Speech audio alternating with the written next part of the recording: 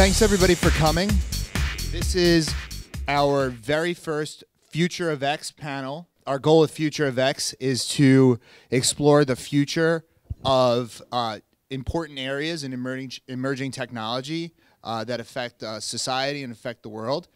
This very first panel will be about the future of job creation and how HR technology affects that.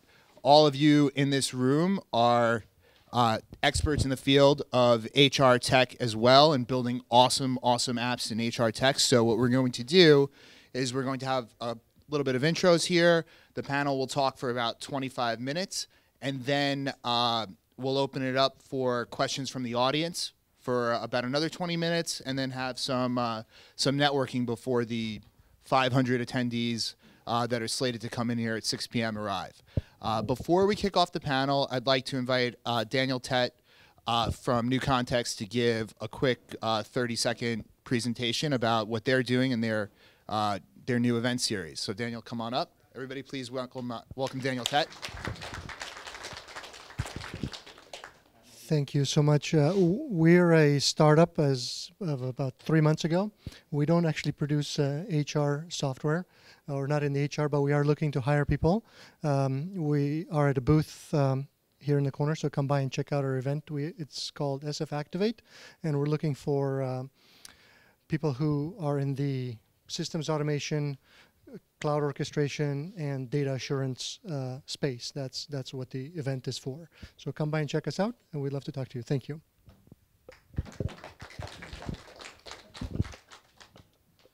So before we get started here, I'd really like to thank my co-founder Christian right here from SF Beta, and also David and Ben from SmartRecruiters. I see Ben in the back over there and David over there. Give them a big stand up, guys. These guys were awesome co-producers of this event, and this would not be possible without them. And thanks, of course, to Jerome for giving us this wonderful space here to use tonight. So with that, I'd like everyone on my panel to introduce themselves, tell us your name, what company you represent, what you do there, and what your initiatives are in 2014. Ladies first. So I'm Vivian Ming. I am the chief scientist at Guild, where we supply large-scale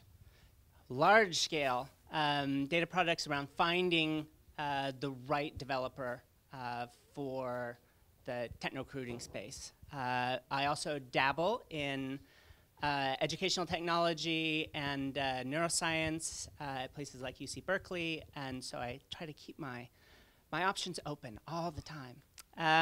So in 2014, the way Guild is approaching it is about looking at a world where companies can't be passive anymore about finding the right people, and really going out and actively finding the right people and even creating the right people. I think if you want to have the best company, you need to be able to make a commitment to really tapping into the potential of your workforce and the candidate pool.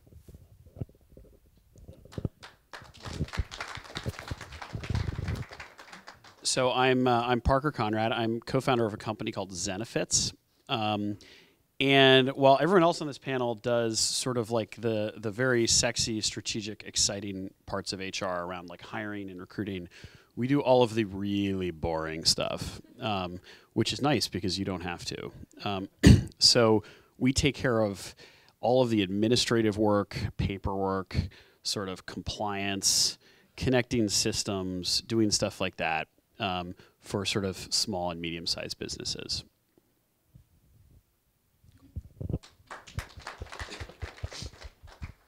Hello, everybody. My name is Raquel Mata. I am with Forward.us. We are a advocacy organization started by some of the key leaders here in Silicon Valley, so everyone from Mark Zuckerberg to Joe Green. I am the Northwest Organizing Director, so I essentially oversee organizing efforts in San Francisco and in Seattle. For 2014, we are looking at a very, very productive and busy year, looking to advocate, of course, on behalf of the tech community for comprehensive immigration reform.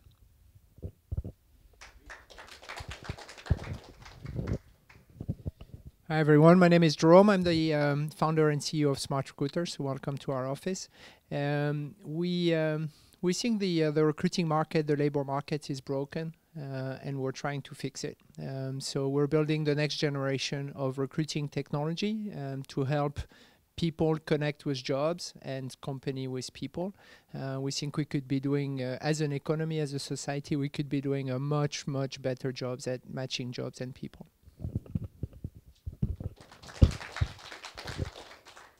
Jerome, why don't you talk a little bit about how you're connecting people and how you can do a better job, and we'll see if anybody else wants to jump in on that.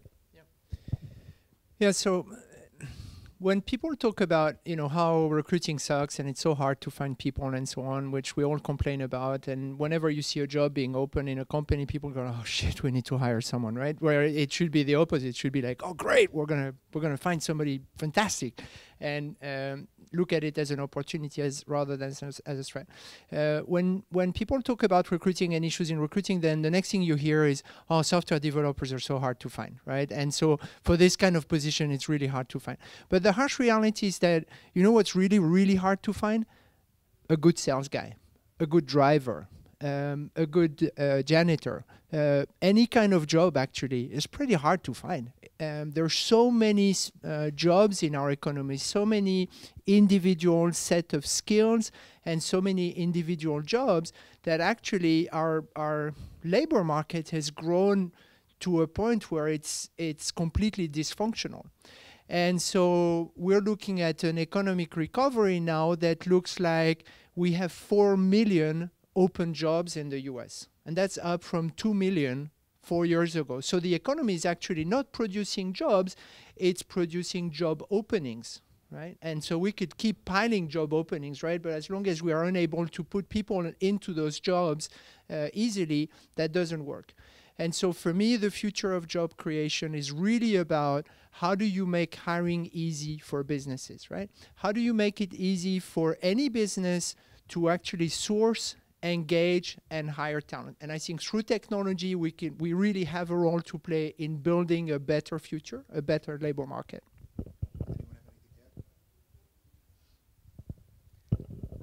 I just want to agree really strongly. Our focus at Guild has been in the technology space, but I think that this really plays out very broadly. And you're right that there's a disconnect between the employee pool or the potential candidate pool and the hiring needs of companies. Certainly here in Silicon Valley, where it's like scorched earth in the hiring space, but it really plays out, I think, around the country and internationally. And the potential of technology companies to come in and revolutionize this space is obviously what we're talking about here today, and I think it's really unrealized at this point. It's just the starting point of companies like Guild, like SmartRecruiters, like some of the others here today, to really change the face of recruiting and HR broadly. Where are there's space for HR tech companies to change things. Where are the untapped niches in this area that you've seen where new startups should be focusing their effort? That's open to the panel. Well, I mean, somewhat selfishly, I'll tell you sort of what I think that space is. So one of the great things that's happened over the last couple of years is there are all of these sort of HR services companies that have sprung up that do, payroll or, benefits enrollment or, recruiting or things like that. And one of the problems that creates, or one of the interesting opportunities it creates, is that all of these systems need access to the same basic information about the company, the same basic information about all of the employees, their contact information, who they are, who they report to new employees need to be added to all of these systems, and they all, when they leave, they need to be removed from all of these systems. And when something changes, like they move to a new address, it needs to be updated in all of these systems. And so one of the things that I think is going to happen over the next couple of years, and I very much think it will be Zenefits that does it, but regardless, there needs to be a single system of record on the HR side and the back office side. The way there is for the front office, it's Salesforce. Everything plugs into Salesforce. It has all of the core employee data. And I think one of the problems on the HR side is that there isn't, which means that it just creates a tremendous administrative layer on the HR side for people to sort of manage all these systems. And that's certainly what we try and solve. But I think it's a problem that will be solved regardless in the next couple of years. It's interesting. I actually think that a lot of people, both because of regulatory issues and legal issues, they think they have to have that data siloed. And they're resistant, I think, sometimes to the idea of, oh, we'll have one system which will handle everything. Oh, gosh, if you have one system, then how do you know that you aren't giving an advantage here to this recruitment process? And suddenly you end up in this sort of HR nightmare, which is what everyone's vision of what HR is about. And I totally agree with you that there's going to be some point at which, and you look at the expansion of certain companies, without going into the specific naming of names, they're really clearly trying to push into a broader platform. And yet, you mentioned Salesforce. Salesforce, God, I hate touching Salesforce. I've always enjoyed my interactions with them, please don't get me wrong, but whenever I use enterprise software, I feel like there's just the thinnest bed sheet spread across a database.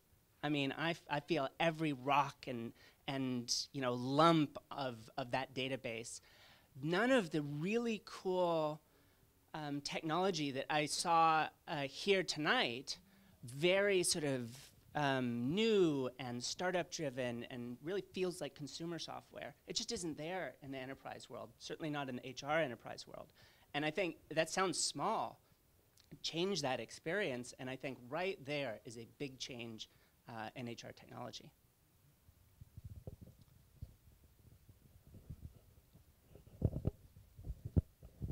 If there's anyone from Salesforce here, we'll give you a chance to respond in a few minutes.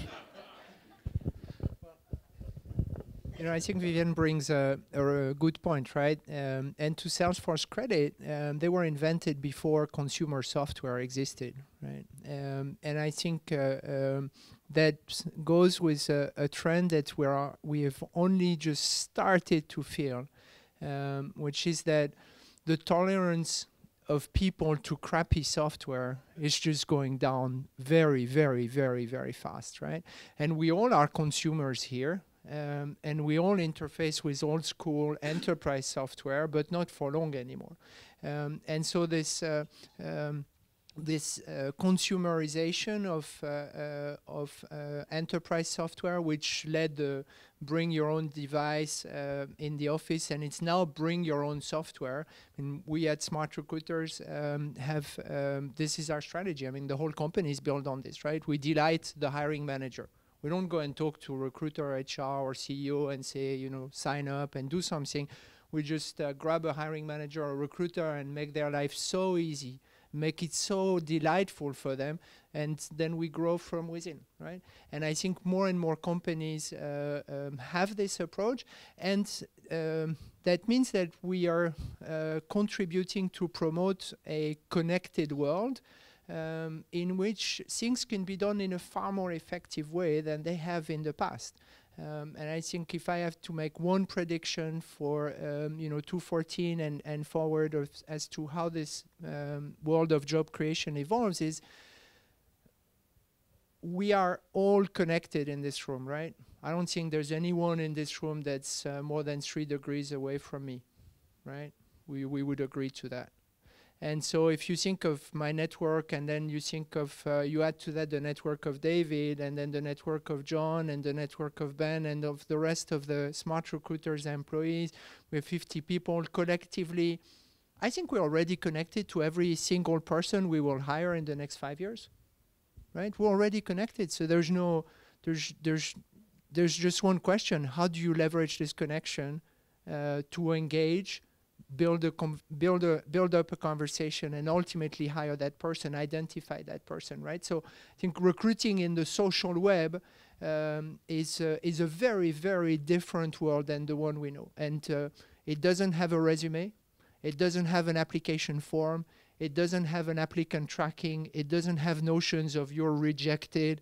All this kind of old school ways of recruiting, which arguably were imported from, you know, how you apply to a job in the 60s, filling in a form, right?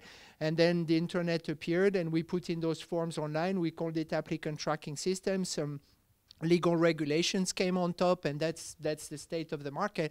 But this is nothing like what we really need to create jobs and to connect with people. So I think the consumerization, the social web is leading to a very, very different world of job creation. So I guess you bring up a very good point. And my question here for all of you to discuss is how do we tap into our connections, the people that we know, the people that we trust, but still reach out to those second, third, fourth degree connections who might be people from another state, might be people that want to immigrate to the U.S. or to whatever country or company is based in to work for you, that are super talented, that would be the right fit for that opening that you have in that company.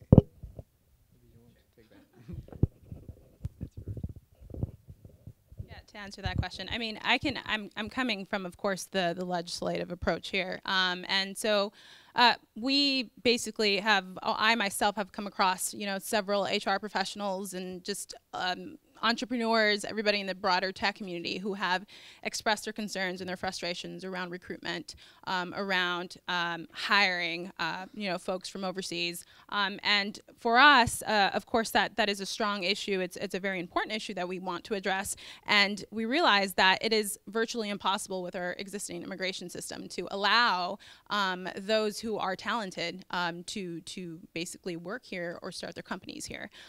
For Forward, it's very important because, I mean, I believe it was in April of 2013, we basically tapped out all of the H-1B visas, which is, of course, the visas that high-skilled workers are allowed to apply for in a matter of 5 days. So I think we're capped at 65,000 currently. And so for us, what that means is we, of course, need to make a change. And so how do we tap into this market? For us, we know that the tech community is well connected, and, you know, everybody essentially, like you said, there's just like, you know, 2 degrees of separation. And we just want to make sure that we are streamlining that process in whichever way. And that's, of course, by engaging with the broader tech community and listening to, you know, ways in which we can bring this to members of Congress so they can act on it. And that's kind of the perspective that we're coming from as far as those who are looking to come and build a business here. Again, we know that there's urgency around that. And so, you know, we're hoping that we can do something about that. Again, from the policy end of things, back in June 27th, we passed the Senate bill. The Senate passed a bipartisan bill. It was a unanimous vote. I believe it was 68 to 32, excuse me, where, you know, one of the main goals in Title IV is to increase the cap of H-1B visas. And so that's going from 65,000 to 115,000 to 180, depending on economic demand. And so for us, that means job creation, and for us, that means more opportunity, as well as streamlining the process for HR professionals, who I'm sure see a lot of these issues where they cannot hire the talent, the brightest, to stay here and work for these tech companies.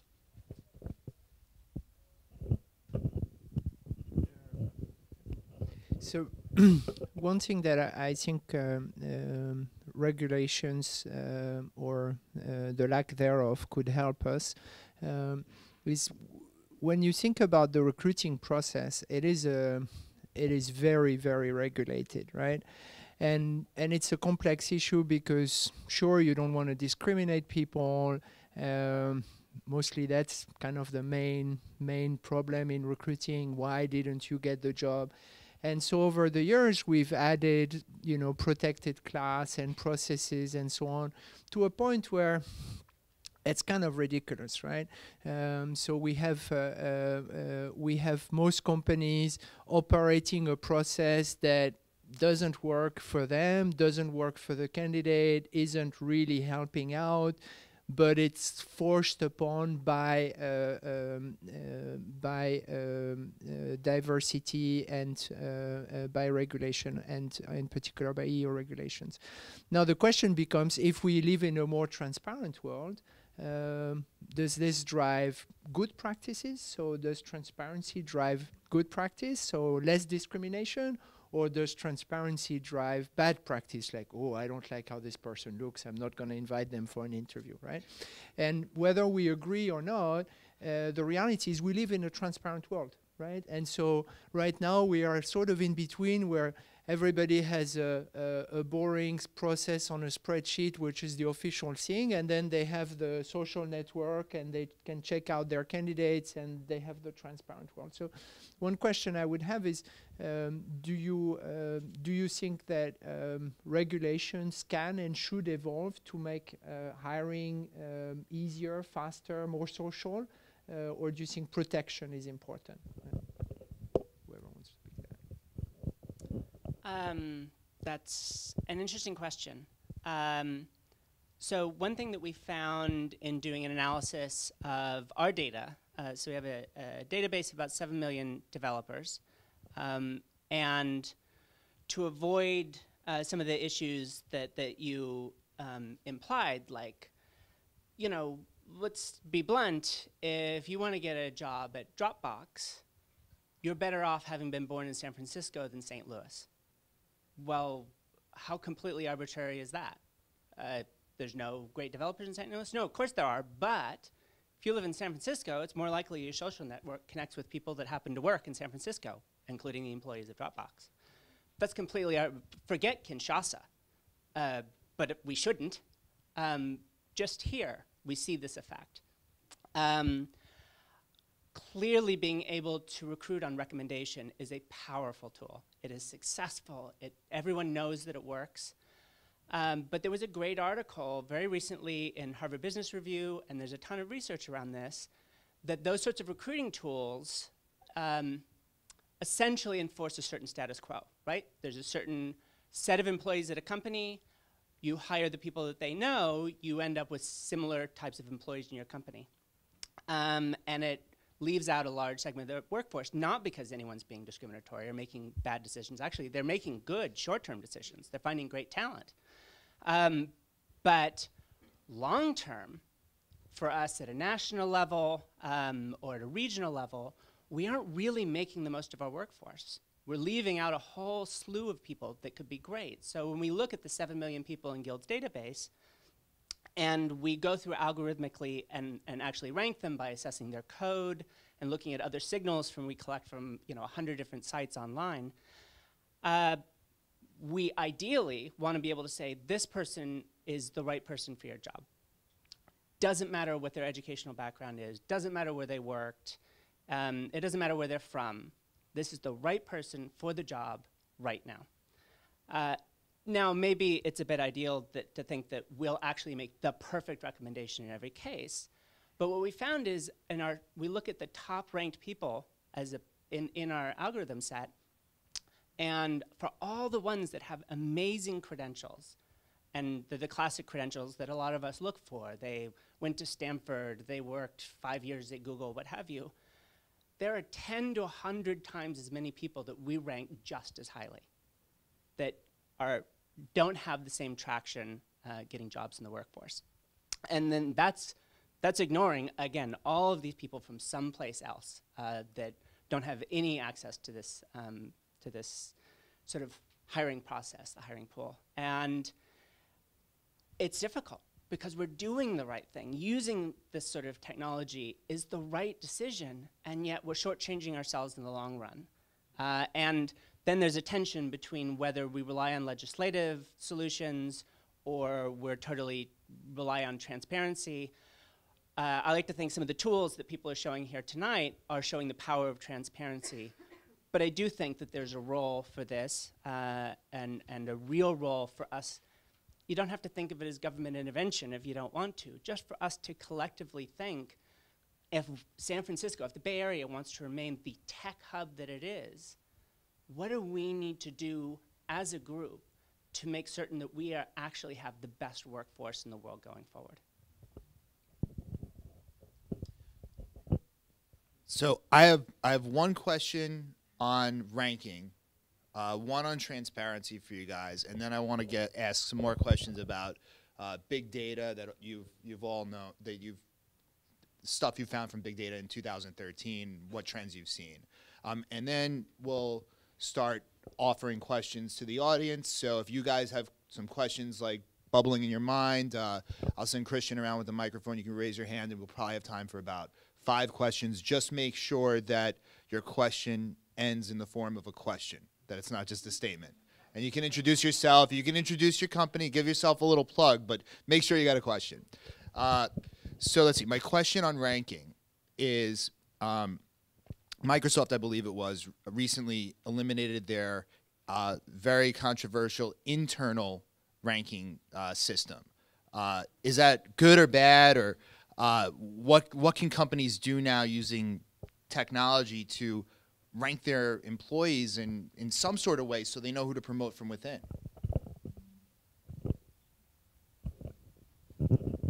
Okay, so I can certainly speak to it since we do ranking. And here I get to plug the fact that we actually, just the last couple of weeks, rolling out an entirely new scoring system, entirely new algorithm behind Guild's principal product, Guild Source. And the way I actually like to think about it is, first off, we don't do forced stack ranking like the way that Microsoft does, in the sense that they have this odd quality where it didn't matter how good your team was, someone on that team was at the bottom of the list and suffered the consequences for it, which sounds crazy to me. We simply say, this is who this candidate is. The best that we can figure from the data we've collected. This is who they are. Here's their strengths and their weaknesses. And the way I really think about it is that we actually produce an automated executive summary on everybody. And then our scoring system is really just a clue into that, because we know that people using our system, hiring managers, recruiters, they can't read an executive summary on everybody. So we give some basic information in terms of some visuals and some scoring, so you can quickly drill down on people that fit your specific needs for your company at a broad level, and then really tie into the details at a fine detail level. So we're very excited about rolling that out. But at the same time, I think there's a real problem. So my experience in education is, if you provide a system to a teacher that says this student is smart, dumb, capable, incapable, what have you, that becomes the truth of that student to that instructor. And if that's true, you've just affected their whole educational career, and you'd better be right. If you're doing that with a recruiter, it's sort of a noisy process as it is. You better be right, but this isn't necessarily affecting someone's whole life. I like to think if we all went in and interviewed at any top company, you'd probably all recognize that some of the times you get the job and some of the times you wouldn't, and it'd be the quirk of that day and people's mood and so forth, which is terrible, but it's reality.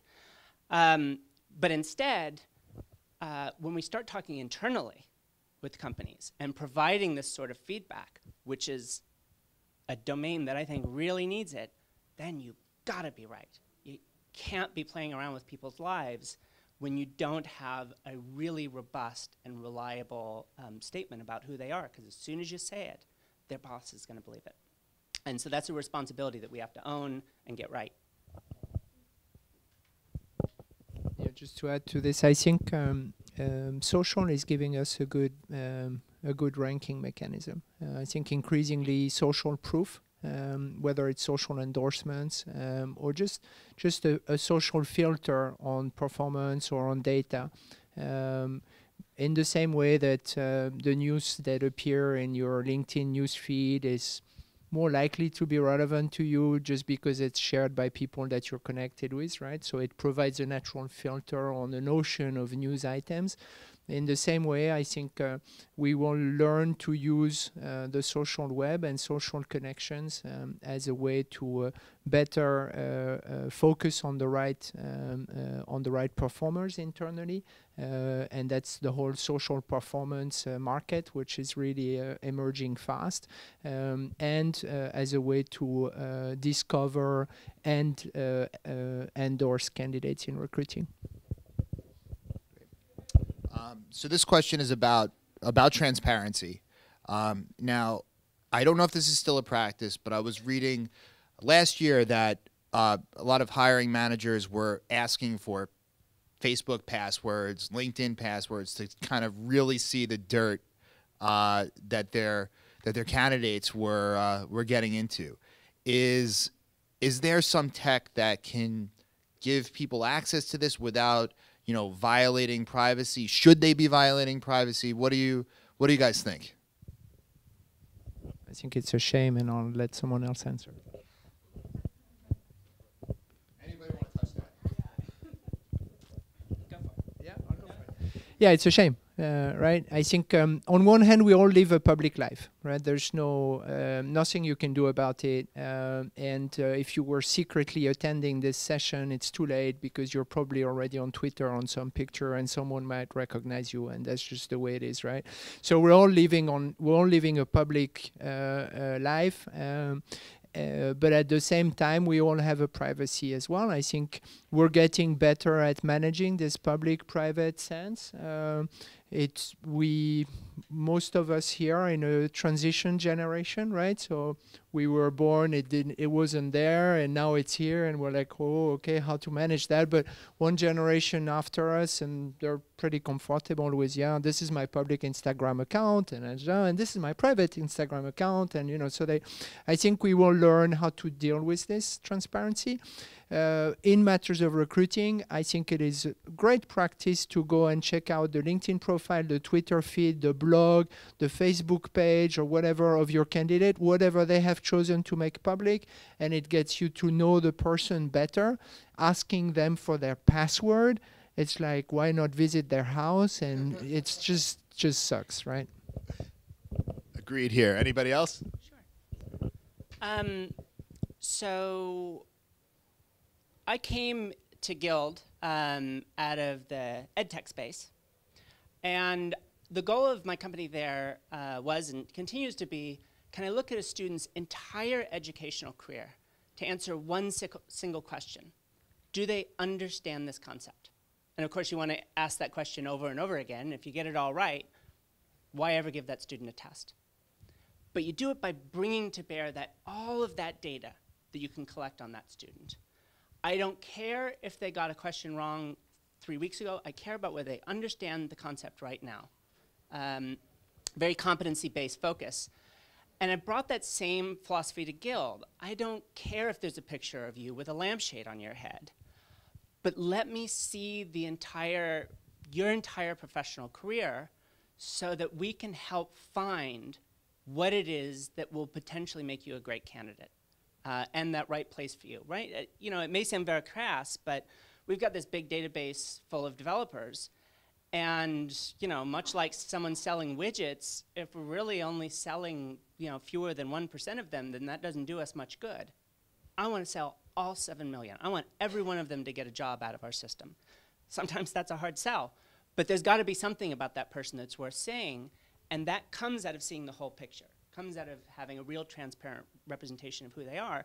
And the goal of us and others should be to recognize that experts, even real experts, expert recruiters, expert doctors, well-known study research that if you combine an expert system with an expert doctor, if the doctor takes the expert system's recommendation, it performs worse than the expert system by itself. If the expert system takes the expert doctor's recommendation, it performs better than the expert system by itself. So I really see HR tech as potentially playing that role of being able to take some real expertise amongst the recruiters and the talent managers and everyone else, but being able to augment that and do even more with it. And one of the easiest things is to remove these biases and these bad decisions that we make without even meaning to. You know, we just have a presumption that this kind of person's not going to get the job done, and the data says something different. We should break that. If you're going to be overly sensitive that someone has something in their Facebook or in their Twitter feed that you don't like, but it's not predictive of whether they're going to be a great performer in your company, we should let you know you got to ignore that, or you're going to make a bad decision.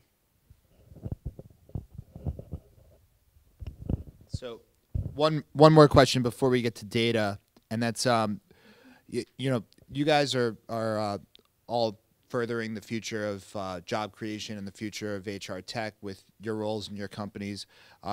Tell us a bit about what you're doing to work with policymakers in the government to push that forward in the upcoming year, and if you have any advice for the other founders and people in this audience for what they can be doing to push this forward and kick the ball down the field, please share it.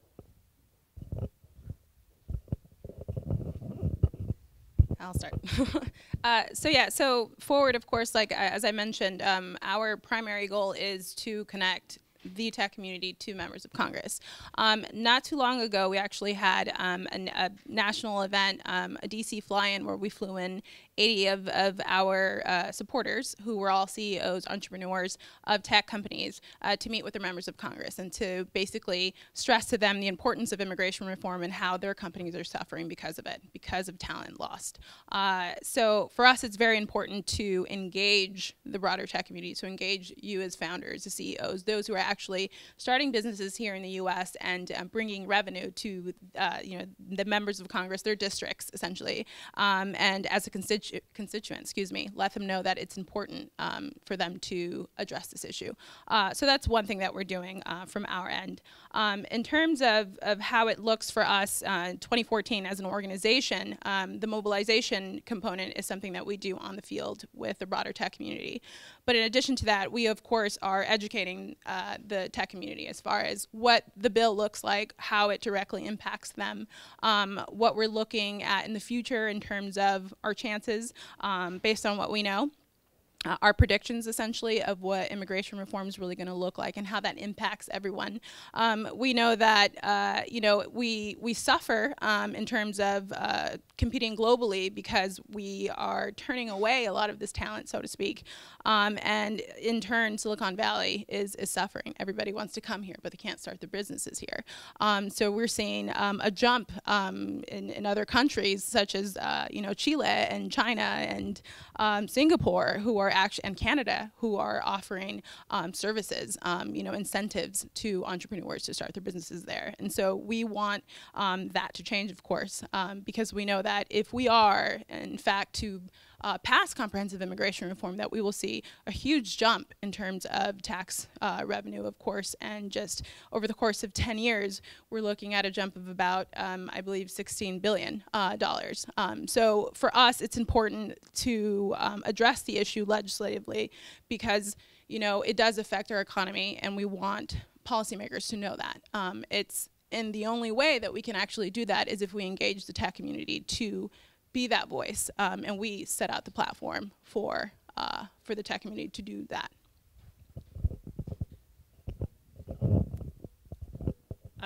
So I think there's so much potential about what we can do as sort of a collective group, and we at Guild have been fortunate to get a fair amount of press over our lifetime, and it's been great. But every now and then, I get contacted by academics that say, Guild and SmartRecruiters, you're whitewashing the problem. What about all you're doing is placing people that already made it there, right? They already have the skills that everyone wants, and they're in the country, and they're hireable. What about all the people that didn't make it there? Not because they couldn't have, they didn't have the potential, but they simply didn't have the opportunity. And I think that's a little bit unfair to say that we're responsible for that as a single company, but we are responsible for that as a group. And in that respect, I'm happy to announce a couple of things. One is that Guild has started a partnership with a great group called Girls Who Code, where they're using our system with our actual customer success team to go find amazing real working developers around the country to be instructors for their courses. Doing it because we think they're a great group, and we think it would be wonderful to increase the representation of women in STEM fields. And in a couple of weeks, I'm going to be in Washington at the White House to basically brainstorm ideas about how do we increase STEM representation from underrepresented groups. That's gender, that's race, that's socioeconomic status, that's regionalism. There just isn't any good reason why we're not making the most of our workforce.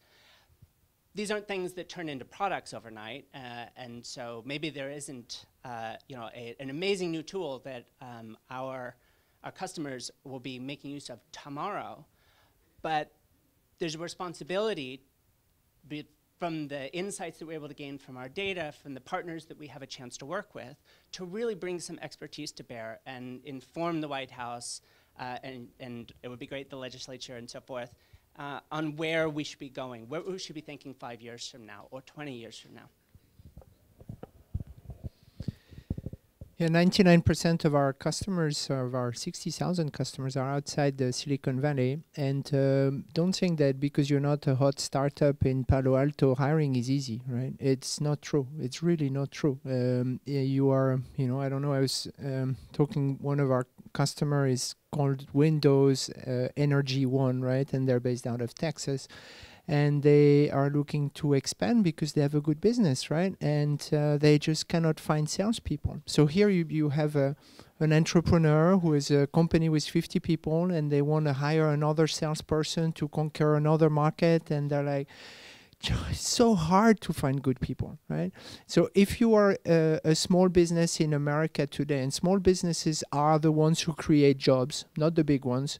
Small businesses are the ones who create jobs. If you're a small business in America today, hiring looks like 100 days and $3,500 in average to make a hire, and you have a 30% chance of making a mistake as measured by first-year turnover, right?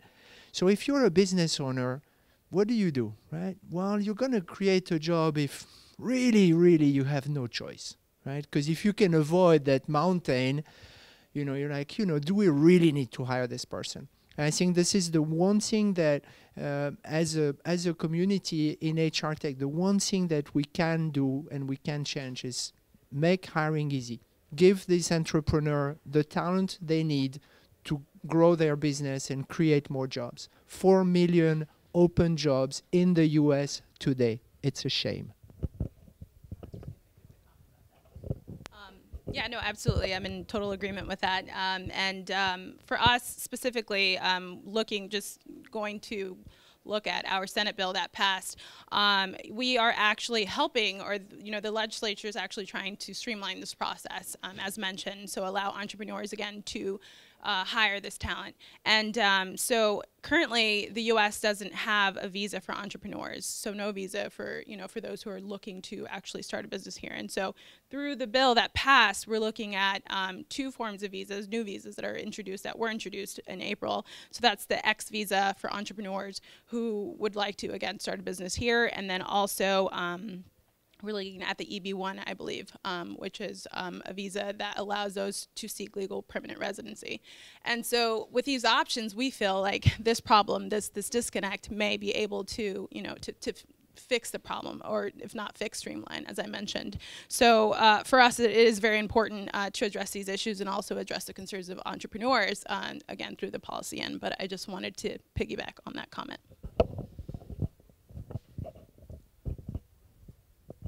Okay, so real quick, because we're almost out of time, share with the audience an insight that you have from your big data that you've analyzed in 2013, or an announcement that you have coming up for this quarter. The catch is, I want you to share it in like one sentence in the form of the tweet, so everybody here can tweet it out.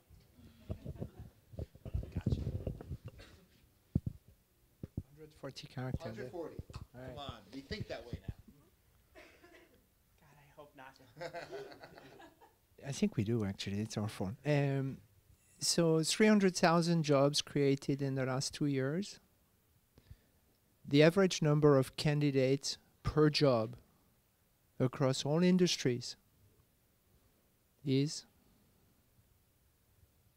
right? We are in a crisis. There's hundreds of people applying to jobs, and you get flooded in resumes, and right? 300,000 jobs created in the last 2 years. The average number of candidates per job is 7.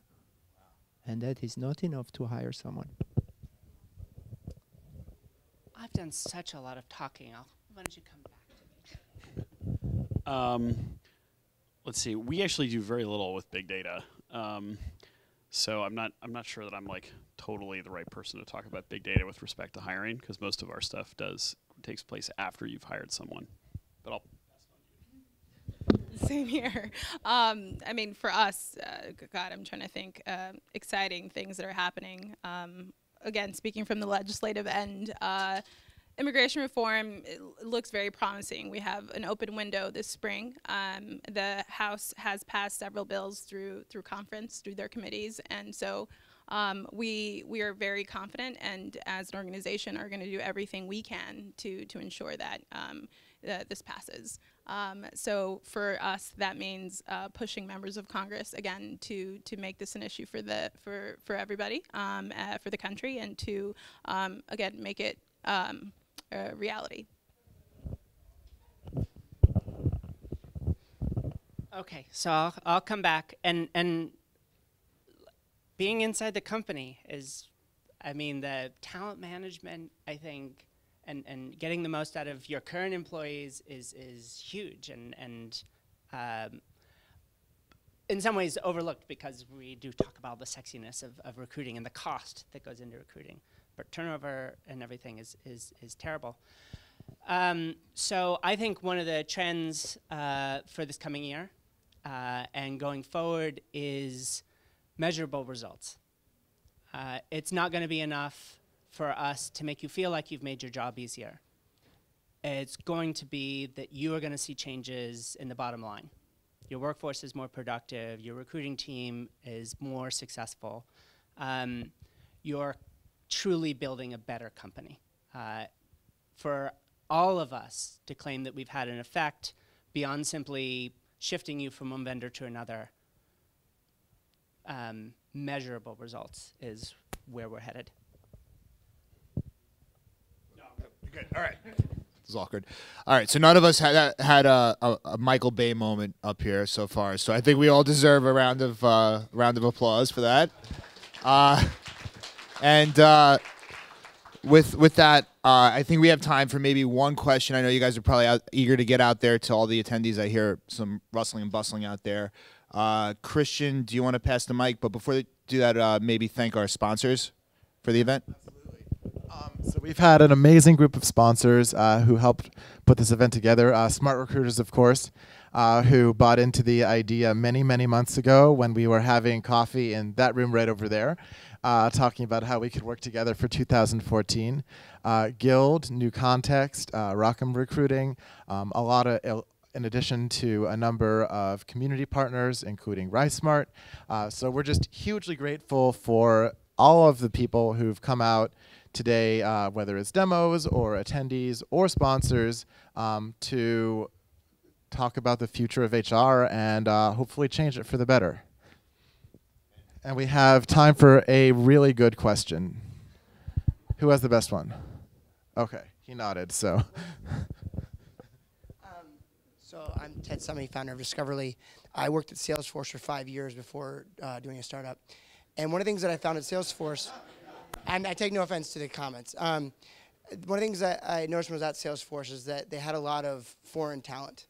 And was what a competitive advantage of the larger companies, because they can afford the H-1B process, both the legal and the fee of it.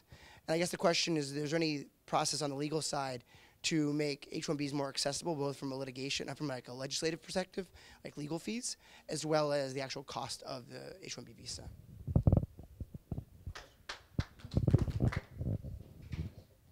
That is a great question. I mean, I don't know the specifics of the fees, or if in terms of accessibility. I think one of the things that we're trying to, or Congress, of course, is trying to do, is just increase the cap. We think that is one of the solutions to the problem. We think that there is limited, and I understand where you're coming from in terms of companies having access to H-1Bs. But we do understand that there will be a smarter process in terms of distribution. There will be specific requirements to how folks obtain H-1B visas, so the conditions will change. So I believe that will definitely help increase the chances of those obtaining H-1B visas.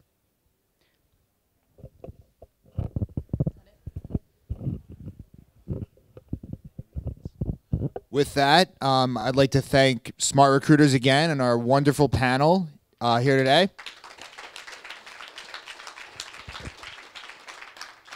Those of you that had questions for the panel, you can tweet them out to #SFBeta, and we'll continue the conversation on Twitter. And you can do that after the event tonight or find them during the event. And look forward to seeing your awesome demos during the event. Thanks to all of you for coming.